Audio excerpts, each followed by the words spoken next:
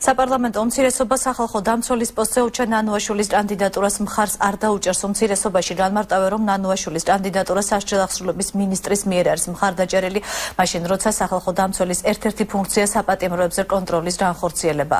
გარდა ამისა, ბუნდოვანია ნანუაშვილის პოზიციები ბოლო პერიოდში არსებულ დარღვევებთან და დაჭერებთან დაკავშირებით.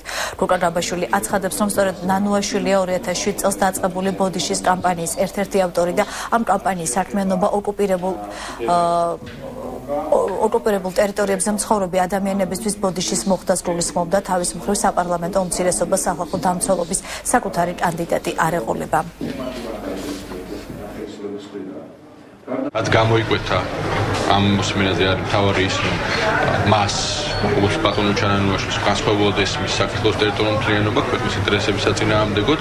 მეორე სურათად გამოიკვეთა არის ის, რომ ეს როგორც ჩანს არ იცნობს დარღვევებს, იმ ძალიან გავრცელებულ დარღვევებს, რომელიც ახორციელებს ქართული ოცნება და მისი წარმომადგენლები, მათ შორის ეთნიკური ჯგუფების წინააღმდეგ, კონკრეტული პოლიტიკური ფიგურების მხრიდან, აღუდგენელ დაკომპანიის საქმე, რაც ბუნებრივია ძალიან ბევრი კითხვის შესაჩერს მის მიკროდელობასთან დაკავშირებით. ამიტომ ნაციონალური მოძრაობა მას ხარს არ დაუჭერს.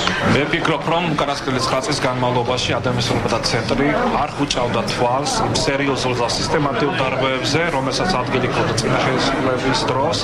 შესაბამისად, ხელისუფლების წარმომადგენლების ყოფილი ხელისუფლების წარმომადგენლების რეაგირება და მათი რეაქცია ჩემთვის არის გასაგები.